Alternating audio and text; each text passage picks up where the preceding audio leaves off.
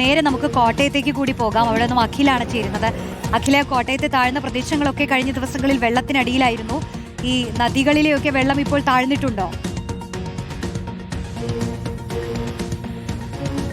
റോഷിനി, നദിയിലെ ജലനിരപ്പ് കിഴക്കൻ മേഖലയിലേക്ക് പോകുമ്പോൾ അവിടെ താഴ്ന്നിട്ടുണ്ട് എന്നുള്ളതാണ്. പക്ഷേ ഇങ്ങോട്ടേക്ക് പടിഞ്ഞാറ് മേഖലയിലേക്ക് വരുമ്പോൾ നദിയും അതുപോലെ തന്നെ റോഡും അല്ലെങ്കിൽ ഭൂമിയും ഒക്കെ നിരപ്പ് സമാന്തരമാണെന്നുള്ളത്. അതുകൊണ്ട് തന്നെയാണ് അത്ര വലിയ തോതിൽ, അത് കഴിഞ്ഞ ദിവസത്തേക്ക് അപേക്ഷിച്ച് നോക്കുമ്പോൾ വലിയ തോതിൽ വെള്ളം കുറഞ്ഞിട്ടുണ്ട്. കാരണം ഇപ്പോൾ നമ്മളൊരു ഉദാഹരണം കാണിക്കുകയാണെങ്കിൽ ഈ ഒരു മതിലിന്റെ ഏകദേശം ഈ ഇത്രത്തോളമൊക്കെ വെള്ളം ഇവിടെ ഉണ്ടായിരുന്നു എന്നുള്ളതാണ്. ഇത്രത്തോളം വെള്ളം ഉണ്ടായിരുന്നു.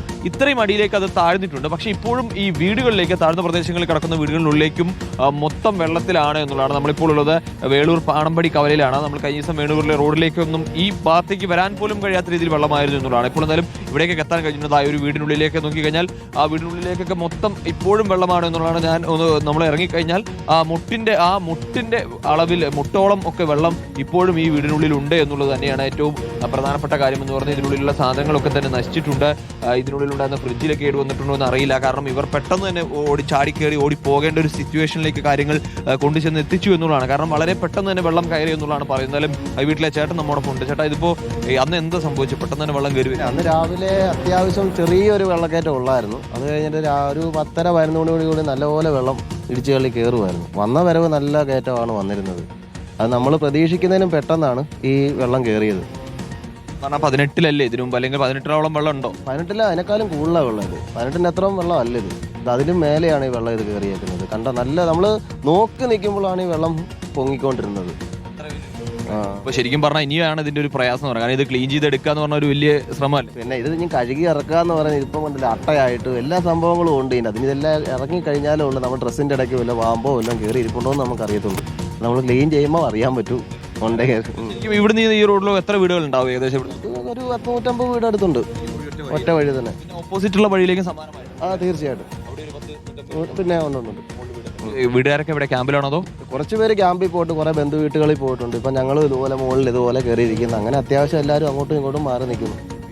ആണെങ്കിൽ നാളത്തോടെ വീട്ടിൽ കയറാൻ കഴിയുന്ന പ്രതീക്ഷിക്കും? ഒരിക്കലും ഇല്ല. പിന്നെ തീർച്ചയായിട്ടും അത് തന്നെയാണ് റോഷിനി അവർ പറയുന്നതാണ്. അതായത് ഈ രീതിയിൽ വെള്ളം ഇറങ്ങിയാൽ പോലും 1-2 ദിവസം ഇനിയും എടുക്കുമെന്നുള്ളതാണ്. ഇപ്പോൾ നമ്മൾ ഈ നിൽക്കുന്ന പണമ്പടി കവലയിലെ ഈ ഒരു ഭാഗത്തേക്ക് മുന്നോട്ട് പോകുമ്പോൾ ഏകദേശം ഒരു 150 വീടുകൾ ഇതേപോലെ വെള്ളം കയറി കിടക്കുകയാണെന്നുള്ളതാണ്. ഇതിന് പുറകിലേക്ക് ഈ വീടിന് പുറകുവശത്ത് വീടുകളുണ്ട്. അവിടെയും സമാനമായ രീതിയിൽ വെള്ളം കയറി കിടക്കുന്നതാണ്. ആ ഒരു ദൃശ്യങ്ങളൊക്കെ ഇത്രയും 2-3 ദിവസം, ഏകദേശം 5 ദിവസത്തോളമായി ഈ വെള്ളം ഇങ്ങനെ കയറി കിടക്കാൻ തുടങ്ങിയിട്ട് എന്നുള്ളതാണ്. അപ്പോൾ അതിനുള്ളിലുള്ള സാധനങ്ങൾ എന്താണ് അവസ്ഥ എന്ന് പോലും വീട്ടുകാർക്ക് നോക്കാൻ കഴിയില്ല.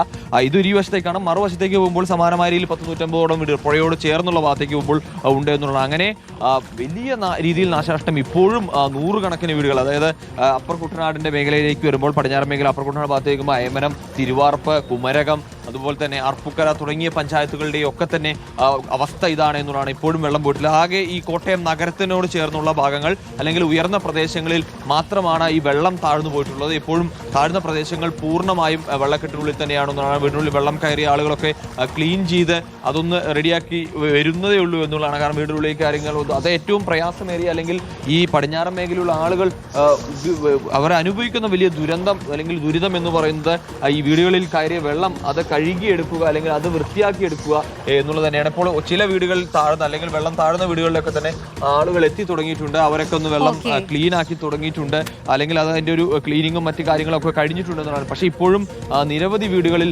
അതുണ്ട്. ഒരു ചേട്ടൻ ഇവിടെ കുറച്ച് വീടുകൾ ആൾ എത്തിയിട്ടുണ്ട്, തിരികെ എത്തി. ഇവിടെ ഉള്ളിലേക്ക് വെള്ളം കയറിയായിരുന്നു. എന്തായിരുന്നു ഇവിടുത്തെ ഒരു അവസ്ഥ എന്ന് പറയുന്നത്? ക്ലീനിങ് നടത്തി ചില കഴിഞ്ഞ് കിടക്കുക. ബുദ്ധിമുട്ടായിരുന്നു ഈ ക്ലീനിങ്? പിന്നെ വെള്ളം കയറി കിടക്കുമല്ലേ, വെള്ളത്തിൽ കൂടെ നിന്ന് തന്നെ എല്ലാം ക്ലീൻ ചെയ്ത്. ഇപ്പൊ ഇന്നലെ വെള്ളം പറ്റായിരുന്നു, ഇന്നിപ്പോ വീണ്ടും ശകലം വെള്ളം കൂടുതലാ. ഇവിടെ വെള്ളം ഇല്ലായിരുന്നു രാവിലെ, വീണ്ടും കയറിയത്. അത് തന്നെയാണ്. അതായത് ഇപ്പോൾ രാവിലെയൊക്കെ ഇന്നലെ രാത്രിയൊക്കെ ശക്തമായ മഴ ഉണ്ടായിരുന്നു. ആ മഴയിലും ചെറിയ തോതിൽ വെള്ളം കയറിയിട്ടുണ്ട്. അപ്പോൾ ഇനി അതും ഇറങ്ങാൻ സമയമാവുന്നാൽ ഇപ്പോഴൊന്നും പല വീടുകളും ഇപ്പോഴും വെള്ളത്തിലാണ്. ചില വീടുകളിൽ നിന്ന് വെള്ളം ഇറങ്ങിയിട്ടുണ്ട്. ഇനി ആ വെള്ളം ഇറങ്ങിയ വീടുകളൊക്കെ ശുചീകരിക്കാനുള്ള പ്രവൃത്തികളിലേക്ക് കടക്കണം. അതാണ് വലിയ കടമ്പ. അപ്പോൾ ആ മനുഷ്യർ ഇനിയുള്ള ദിവസങ്ങളിലും വലിയ പ്രതിസന്ധിയാണ് നേരിടാൻ പോകുന്നത്.